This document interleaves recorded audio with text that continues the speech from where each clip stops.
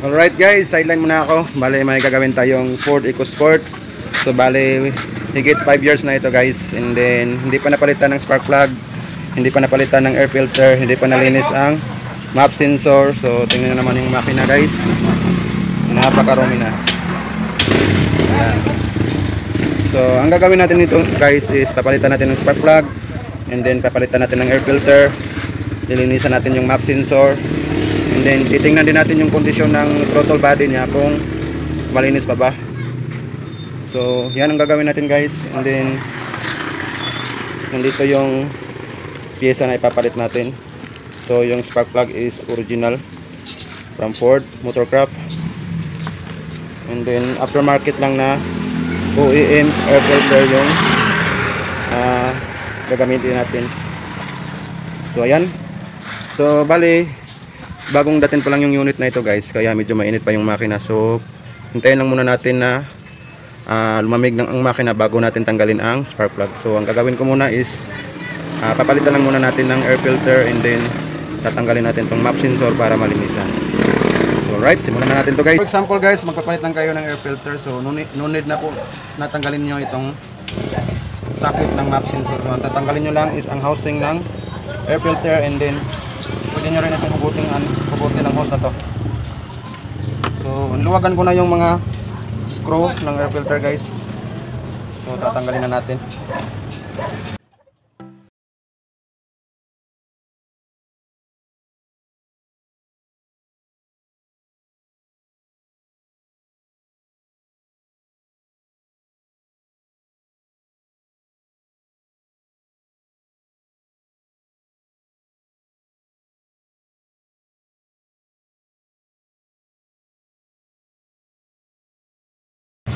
So yan guys, ito yung luma niya, and then ito yung bago na ipapalit natin.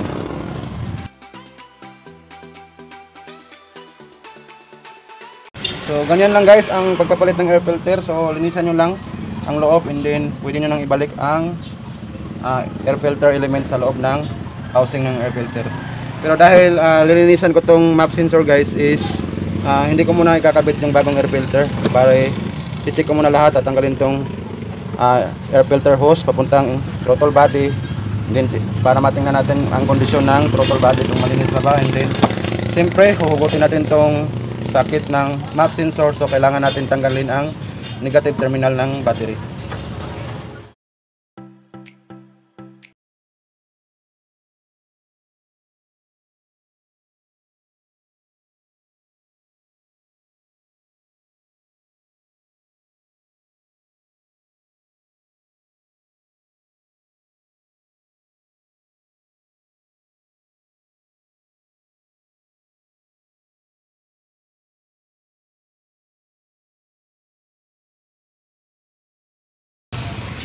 Bale guys, nagtanggal ako ng negative terminal ng battery. So hindi ko na lang ito binaklas. Dito na lang ako nagbaklas sa body ground ng battery terminal. Ayan. So mas madali siyang tanggalin kasi nakalabas lang siya dito sa gilid. So hindi nyo na kailangan pang tanggalin tong cover na to para lang ma-access nyo yung negative terminal ng battery. So ayan, and then tatanggalin na natin tong kanyang socket. So pagtanggal is hilahin na natin to.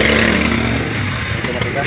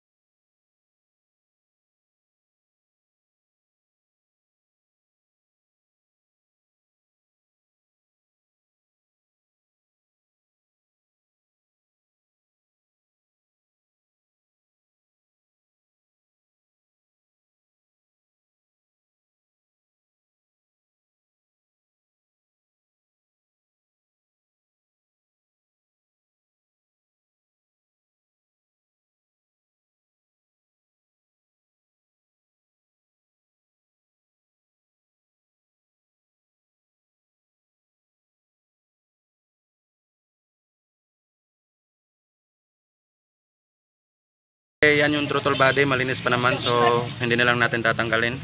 And then nalinis ko na rin ang housing ng air filter, so ikakabit na natin tong bagong air filter.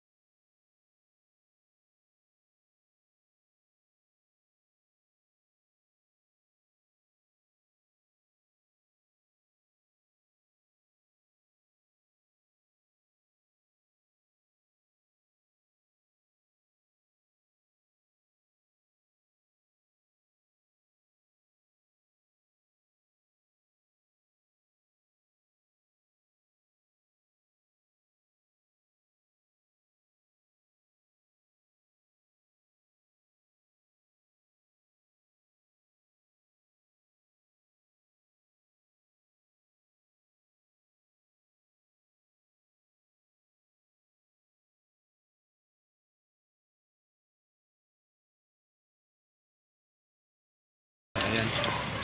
So ngayon naman guys is papalitan natin ng spark plug.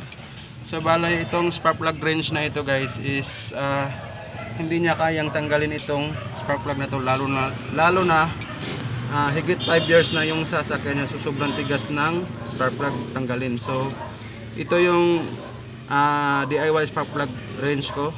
So may 14mm na hexagon socket wrench siya. So ito yung pang tatanggal ko dito guys. So pag nagpapalit kayo ng spark plug is isa-isahin nyo lang tanggalin. Bali ganyan lang. And then itong spark plug wrench.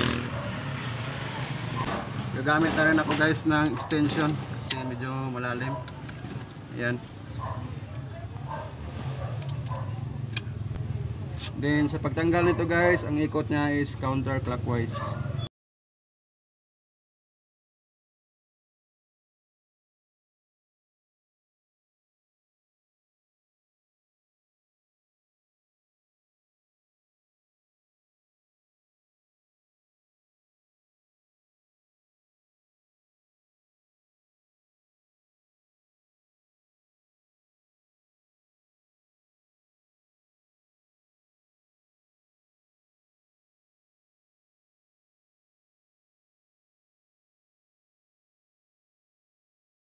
Balik nyo lang ito guys para matanggal nyo yung spark plug. So ayan guys, 5 years nang hindi napalitan.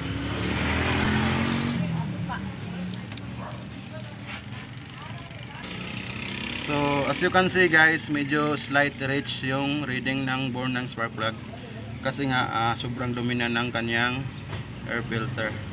So bale ito yung papalit natin, pang Ford pa rin siya nga, EcoSport, original spark plug ng EcoSport guys. Wala yung isa.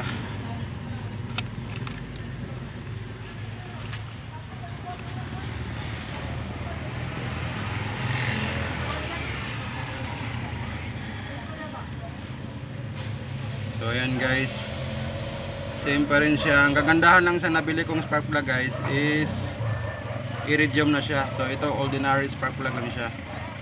So mas maganda ang bore nito kasi nga iridium na siya.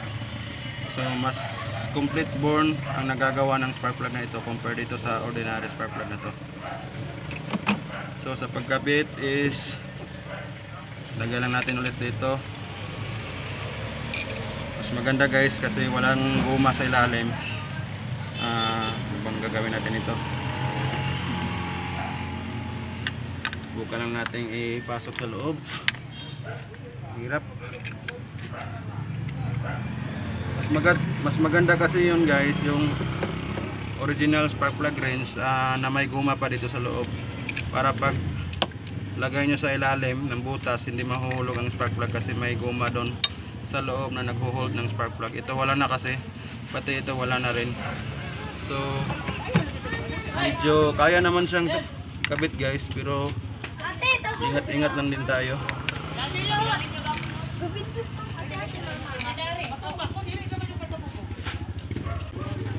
So ang gagawin ko guys is lalagyan ko lang siya ng, diskartehan lang natin, tila. Ayan, para hindi mahulog. Ayan.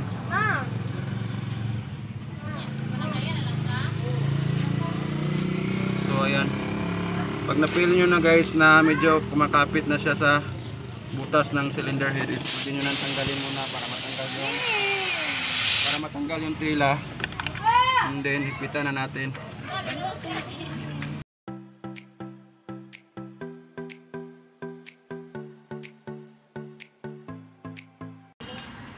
So ayan, tamang higpit lang. Okay. And then next naman is itong isa.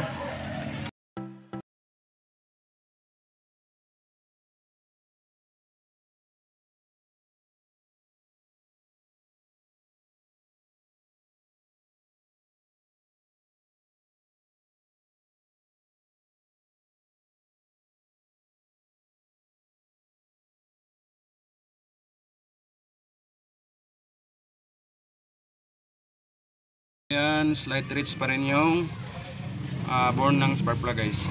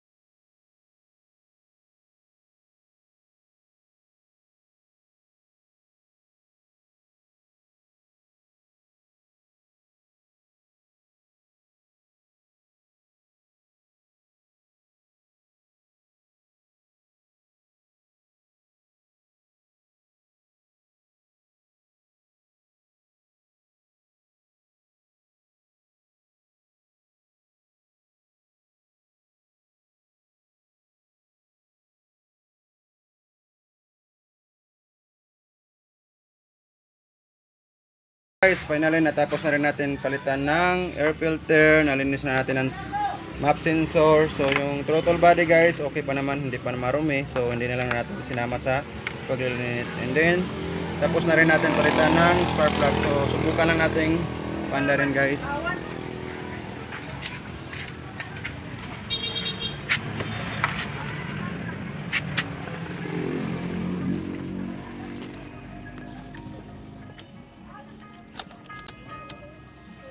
So nasa 72,763 kilometera na ang tinakbo ng sasakyan na to. So papaanda rin natin.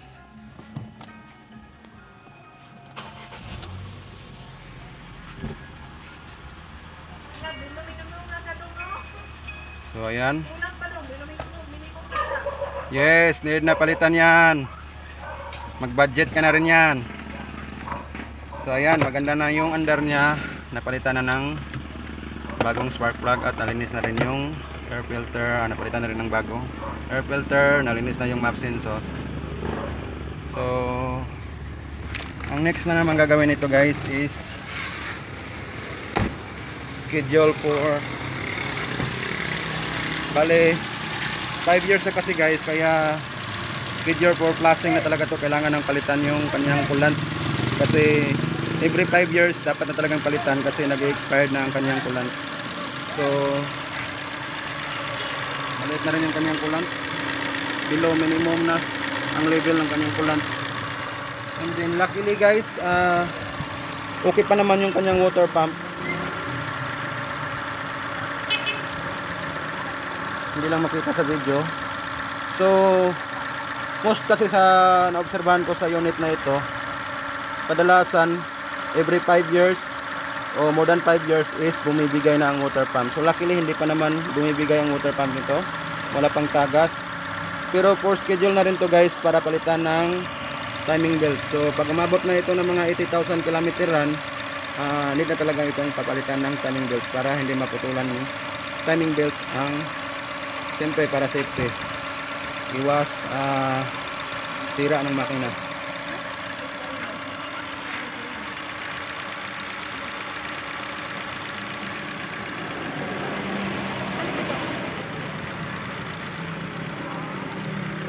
Down. Suwado grab te. I-rev daw gamay.